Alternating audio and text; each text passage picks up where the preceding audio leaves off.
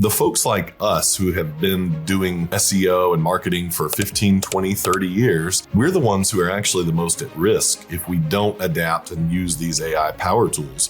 And so those are our new competitors, and anyone who doesn't kind of adapt to using power tools like AI are going to fall behind the competitive gap, and we're going to leave them in the dust. That could easily happen to us if we don't. And, you still hear the people saying, well, AI is going to replace SEO. And we don't see it that way. At least today, I say that. But we see it as a great enhancement. SEO has been around, it's going to be around. When I think about SEO now, I might think about it instead of search engine optimization, it's search everywhere optimization. So whether that's on TikTok or Instagram, or whether it's now on ChatGPT, Perplexity, or Claude, we really do need to be everywhere. The good news is all the content that clients have been publishing to build brand equity over the years, AI is now using to pull up those brands and that information in search. So it's kind of now serving double duty, but I think helping clients understand that they still need to publish, they still need to edit heavily. AI is not a trustworthy source of accurate information. It pulls a conglomeration of information in a very quick amount of time,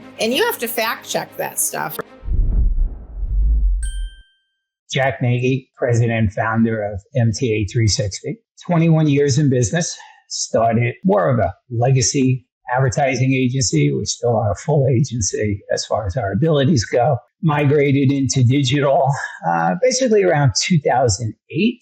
Mainly, for the most part, we focus on the home improvement industry, 20 different verticals. And I feel that fulfillment is the most important part. I feel a lot of people are capable of selling, but not a lot of people are capable of fulfilling. And our clients look at us and judge us by one simple question, like, did you make my phone ring today? It's all about leads. So that's who we are. Awesome. I'm Jeremiah Smith. I'm the founder and CEO of SimpleTiger.com. We're a digital marketing agency that works with B2B SaaS companies, and we specialize in SEO primarily, but we also do PPC and web design and development, content marketing, things like that complement SEO. We've been in business about 20 years now. We picked our niche probably 8 or 9 years ago. I wish I'd done that at the very beginning. Things would have been a lot easier. And yeah, that's something I highly recommend for other agencies out there to pick a niche or a vertical and really go after it. I think it's a high time that everyone does that if you've got a small agency and you're getting started. So yeah, I'm living proof that it works. Great. Good morning, everybody. I'm Jonathan Schwartz. I am the co-founder and CEO of Bullseye Strategy. We are a full-service digital marketing agency founded in 2009 in South Florida, Fort Lauderdale, Florida. If you guys recall, 2009 wasn't a great year. So we started our agency in the midst of a pretty bad economy. And we've grown our business over the last number of years. We feel very fortunate to be doing what we love. So here we are 16 years later. We're about 20 people strong, and we provide services, SEO services, paid media, content marketing, as well as web development. We serve a number of different verticals, though we of course, Jeremiah, do go deep in some of those. So we're deep in real estate, travel, and hospitality. And then we also serve a lot of B2B clients, also serving those industries as well. So it's a little bit about us, and looking forward to the conversation today. Awesome. I'm sure those are great verticals for your area too, Jonathan. Sure those have cropped up organically with your geography. That's awesome. I'm Teresa Bassett, CEO of the Diamond Group. We are based in Wilmington, North Carolina, but serve small businesses all over the country. We have 3 primary verticals within the small business space in particular. My husband and I run the agency day to day, and we just hit our 30th anniversary. And of course, the internet was not a thing when we started the agency. He really began producing radio ads and radio imaging, and we pivoted into TV advertising and then video. And then, of course, the internet came on like a freight train and everything became digital.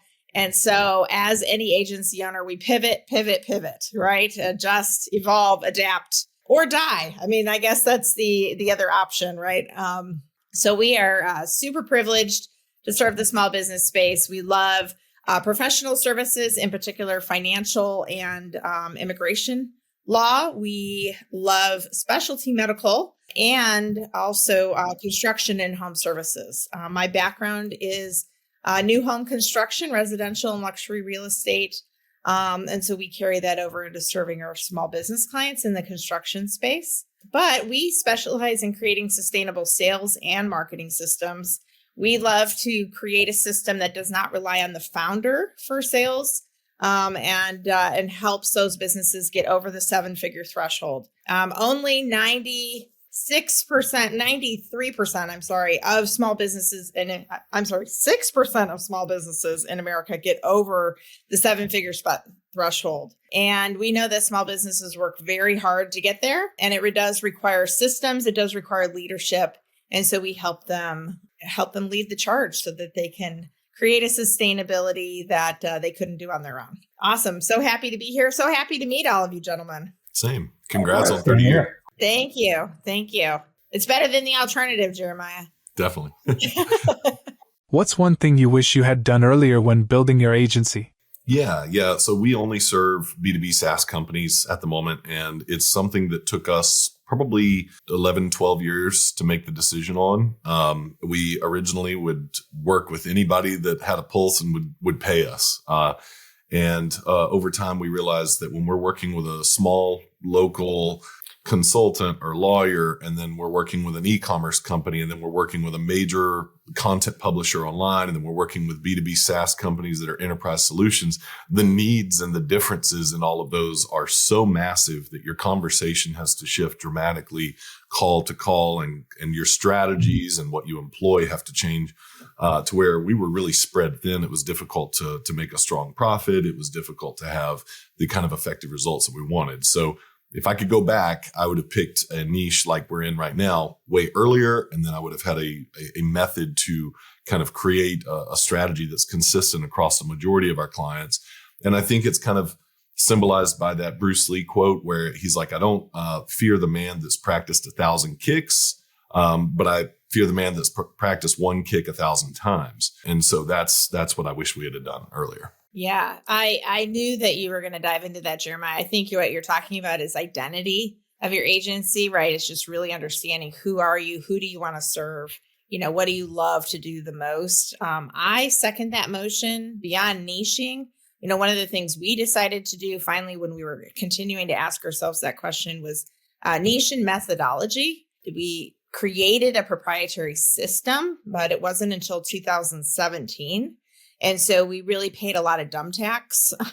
We basically used to create customized proposals, take the top 3 things on their marketing to-do list, dive in, create those deliverables. But what we really recognized is we were missing a lot of the pertinent brand messaging and information, and deep diving into the brand at the front end would really help us. So we created a roadmap. We created a system. It's a several phase process, but if I had to do it over again, I would have created a system for ourselves and really pulled it back to what we knew the clients needed as opposed to what they think they need. They all think they know what they need and that they've got all the stuff. And if I had to do it over again, I would have taken the reins on that a little stronger in the beginning. And I think we would have gotten even more traction faster. Yeah, what's interesting is, like, I came from corporate America in the home improvement with a large manufacturer and had great success, 14 years in that environment, and helped numerous contractors, especially in HVAC, they're called dealers, but really helped them grow their business. The last market I was in, we grew, we're basically the client, our customers grew total revenue about 400% in 3 years. So it was great growth. Amazing. So I felt like, okay, I've got this wonderful model. Generate a lead, close the sale. Life is good. Here it is. I can give it to you. Because when we look at distribution channel, manufacturer, distributor, in our world, distributor and the contractor, okay, which is typically our client. And I was like, well, all I have to do is give this outline to the distributor. I'm like, there you go. This works. I know it. It's decades. It works. And what I fooled myself with was thinking that even though you put a wonderful meal in front of someone, they may not pick up the fork and enjoy it. So that's where I think I should have put more focus and more effort and understanding, even though we're very successful. The point is that, when somebody shows me a better way, I'm all over it.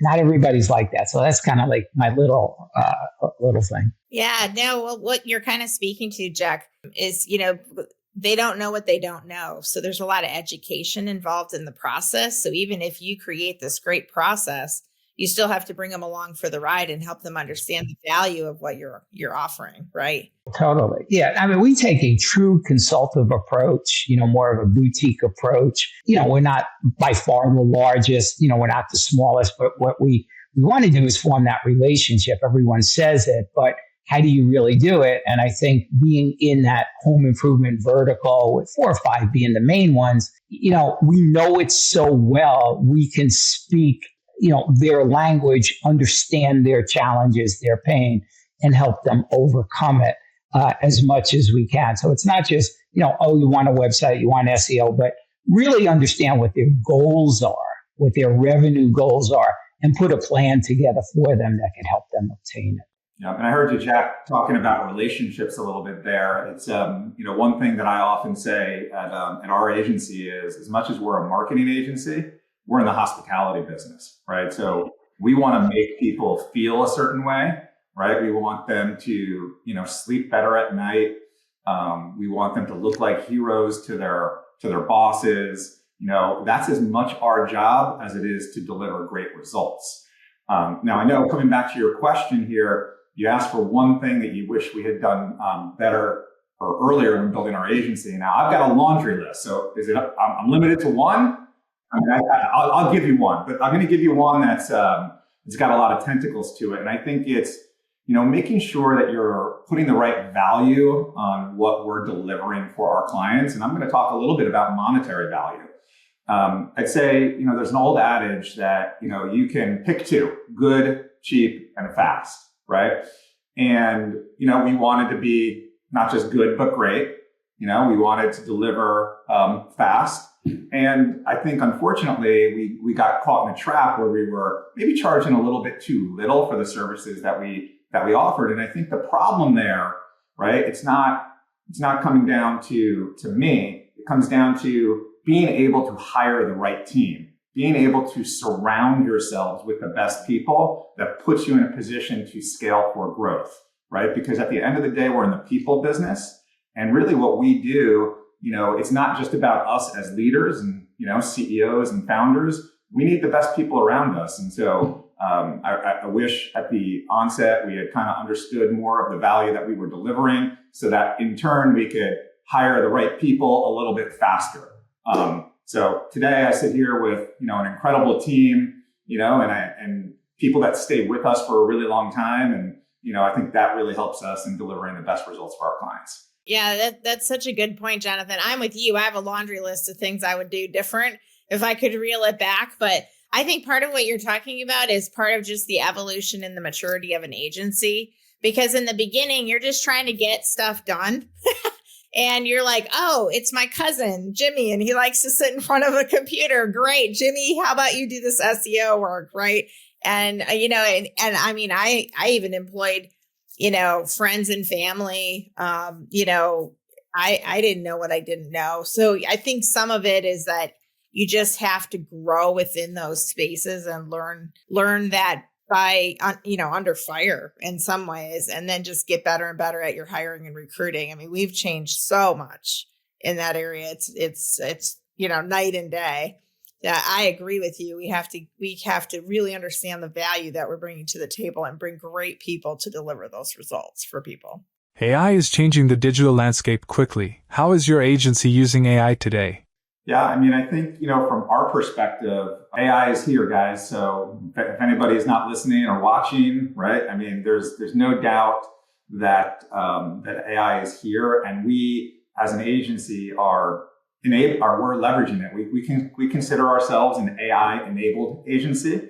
So, what that means to us, right? So, a year ago, we do an annual corporate retreat, actually happening this weekend in Nashville. So I leave tomorrow for 4 days of fun and education and, bonding with our team. So looking forward to that. But last year at our retreat, we did a session on AI, and we went around the room and we said, how's everybody using AI, right? And each person was using AI at some level, but here we are 1 year later, and it's really become a big part of what we're doing and how we're bringing value to our clients, right? We're being more efficient with our time.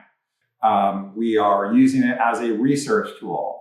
It's built into a lot of the tools that we already use. So from, whether it's, in the world of SEO in SEMrush, how they've built AI into their platform, or whether it's in the world of, creative, we were using Canva, and now we can create videos using Google's VO inside of Canva. So really, we are big fans of using AI to deliver, better strategic thinking, people driven, of course, but using AI as a tool to really advance ourselves and produce the best results and the best outcomes for our clients. I think you summed it up extremely well. And, you still hear the people saying, well, AI is going to replace SEO. I mean, we don't see it that way. At least today, I could, say that. But we see it as a great enhancement. And all the things you said, I don't want to be redundant, but all the things you said are very accurate, and we use it. And, efficiency is a word that jumps out to us because over the last 15 years, we've built a lot of software, including SEO software.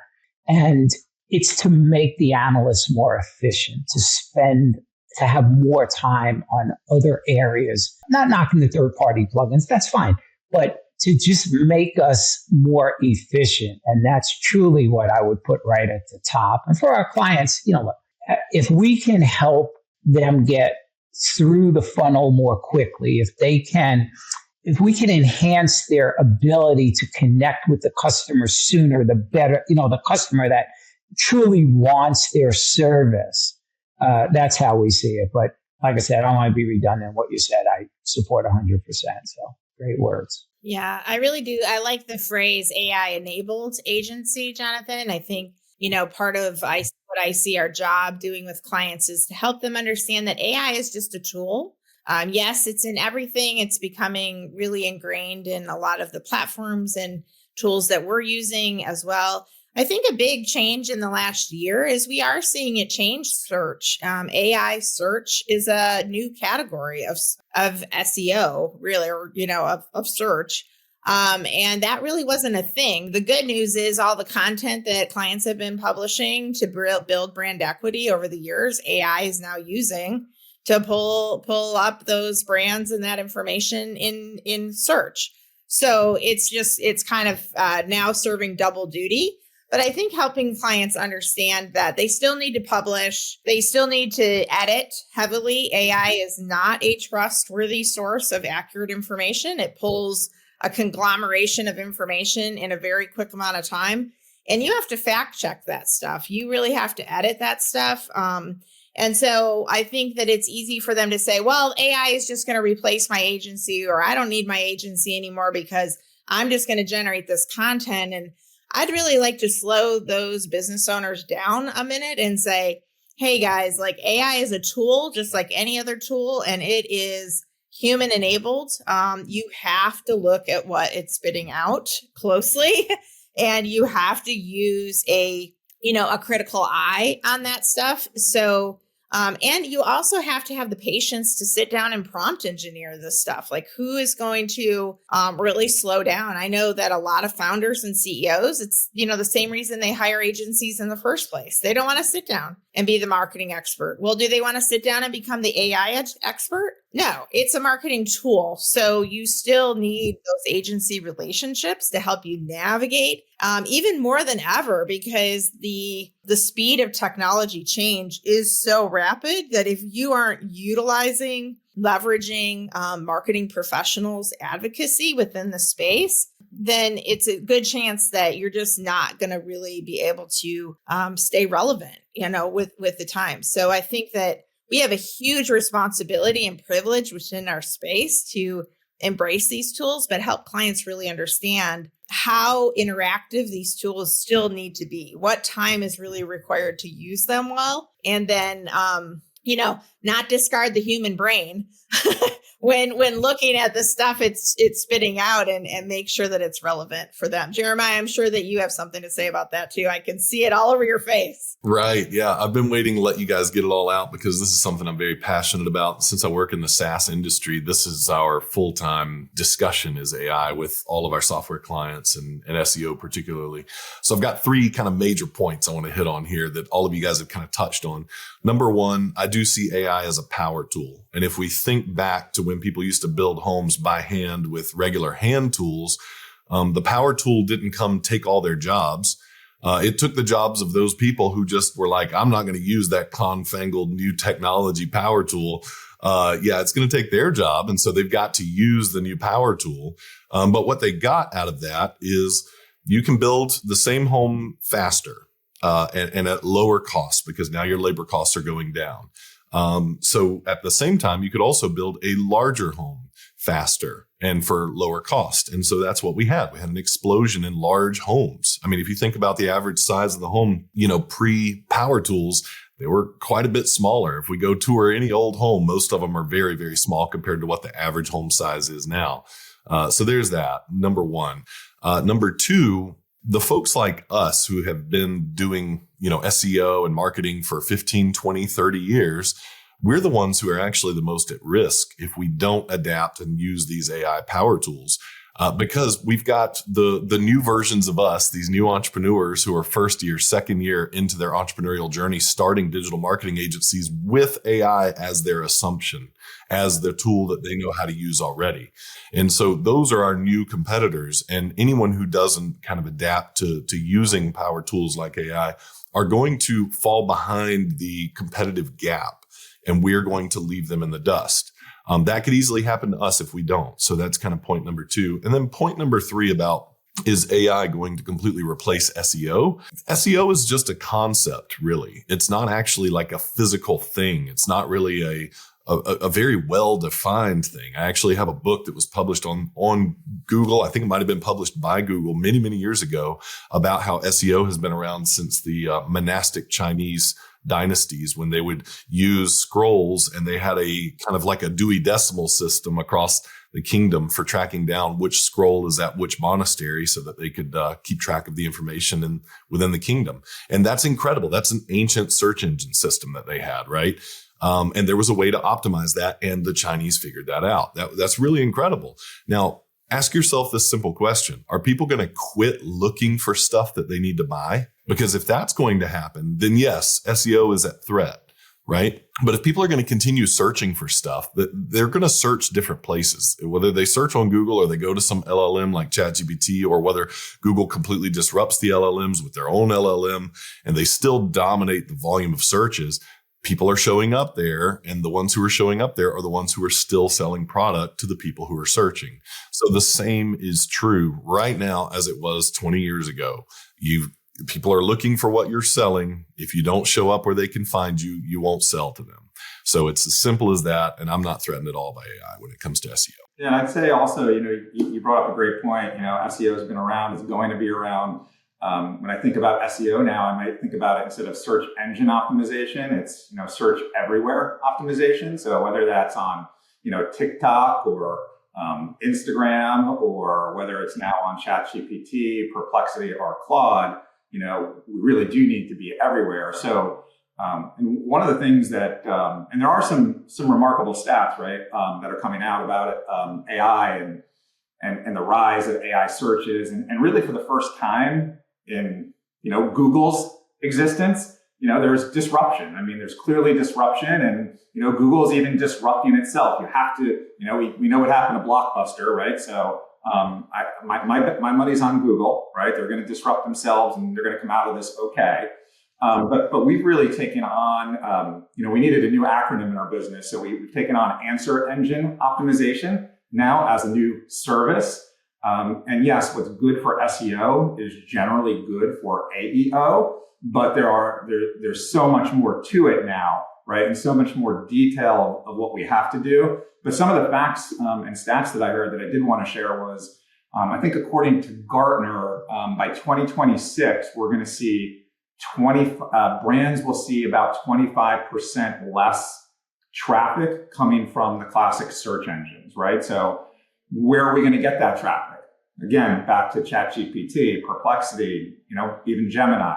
Another stat was Google's AI overviews are appearing in about just over 50% of searches. And when there is an AI overview, people are getting the information they need. And so you're seeing about 50% less click-through when that happens. So again, making sure our clients are now optimized for AI search is a key part of what we're doing. And frankly, we're hearing it from our clients. I think management teams, executives, they're all asking about AI. And so those of us, and I think we've got a very forward-thinking group here, are all going to be well positioned, if we adopt and adjust to the realities of today's world. Yeah, I totally agree. And something on your point there about this whole concept of Google disrupting itself, that's something that I want everyone to kind of just sit and wait and watch and continue doing what you've been doing, because we're all capitalists here. And most people listening to this are capitalists as well, or else we wouldn't be in business.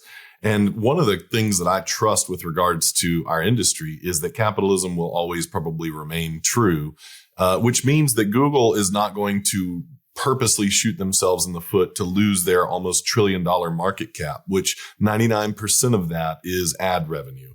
So if it's going to cost them ad performance over time, Google's going to try to find a way to engineer that back into whatever the search experience looks like.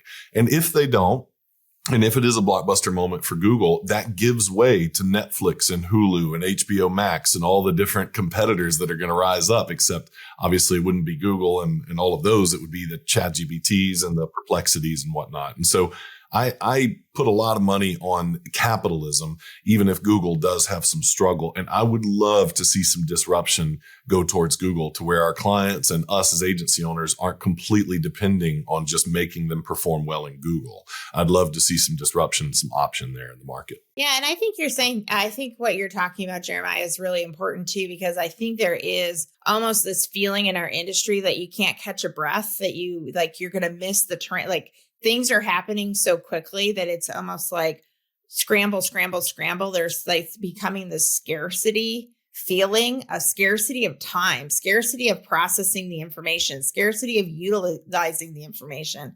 And to your point, if capitalism rises, I agree with you. I think Google's not going to put themselves out of business. They're not going to recreate their entire ad business. They're just going to pivot that business, right? And expand that business. They're going to look at AI as a way to expand that ad platform, not diminish it.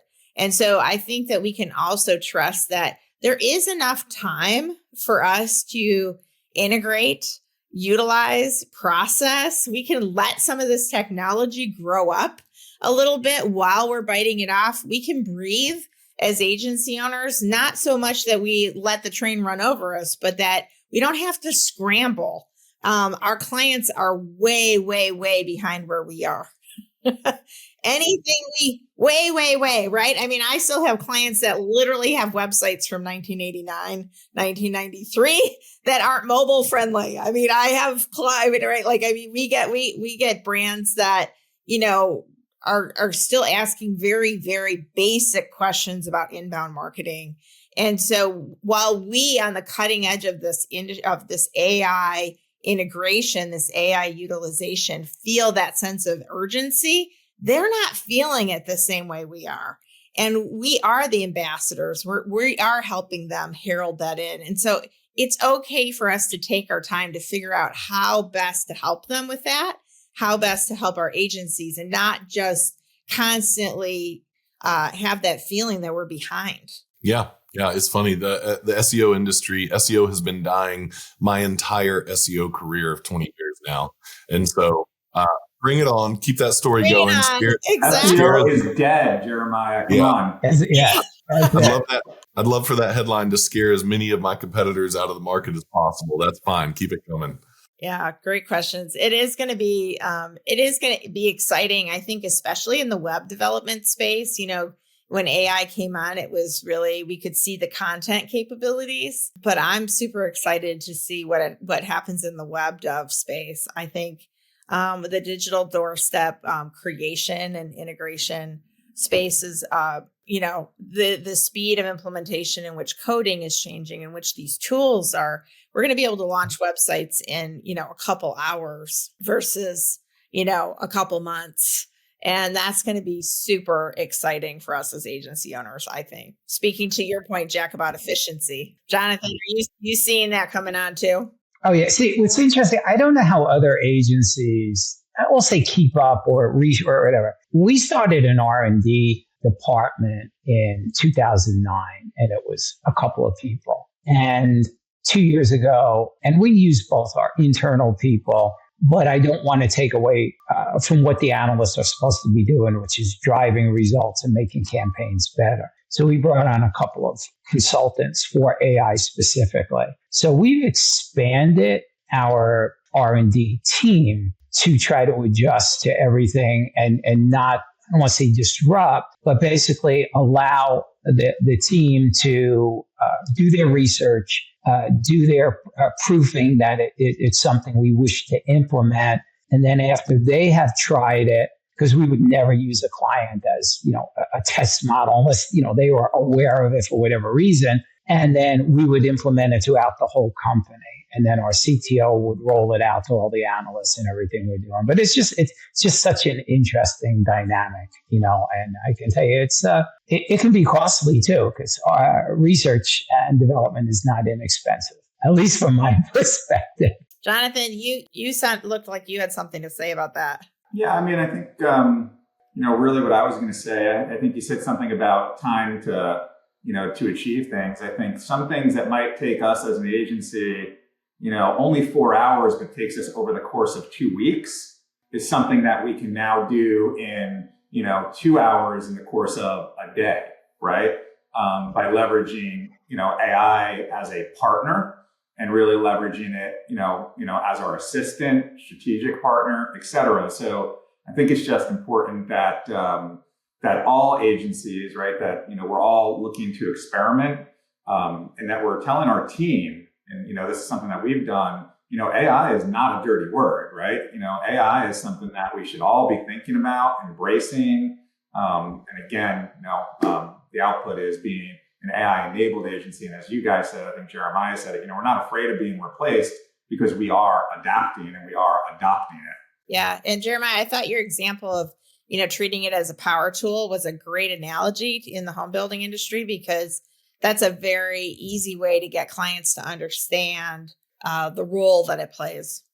Exactly. I mean, at the same time, folks that were extremely talented and good with hand tools can be the folks that are the best at using power tools. And so, I mean, it comes down to the artisan that is, that the tool is in the hands of, in my opinion. And so that said, it just enables us, those of us who are really good can accelerate that much faster into our market.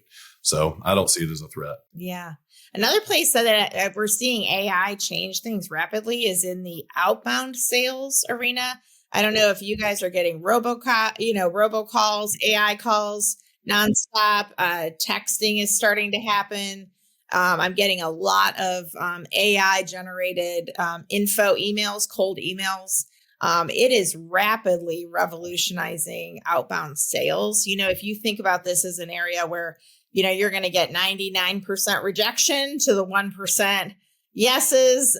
This is a great space to replace human effort, to find that 1%. So I do think as marketers, we also need to be constantly thinking as salespeople, not just that we're in hospitality, right? Not just that we're making the phone ring in terms of lead gen, but that we're helping them understand how these tools can help them with outbound as much as inbound, because these two things really need to work together. So I think that as agency owners, there's an opportunity now with AI. If we've been all focused on inbound, if we've all been focused on people coming to the digital doorstep and finding their brand and reaching out to them, we can also start to think about integration of this outbound methodology together with inbound so that they have a more holistic approach to sales.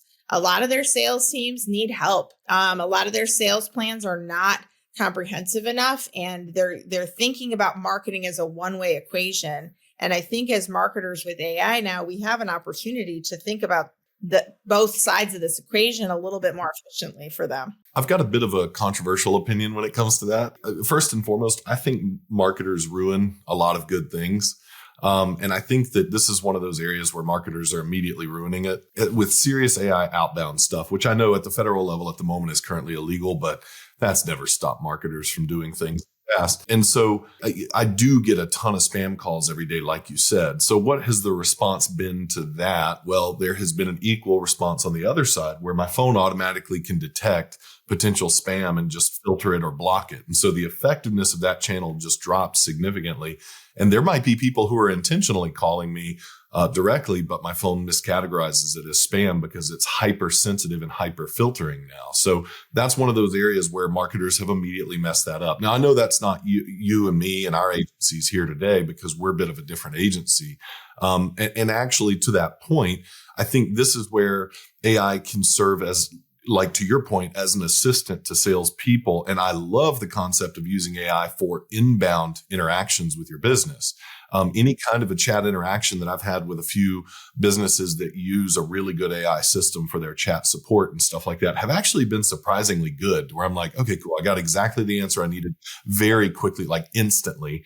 And so that's something that I believe in, that using it that way is really good, as well as a lot of the CRM minutia that I know salespeople have to go through in order to just do their job.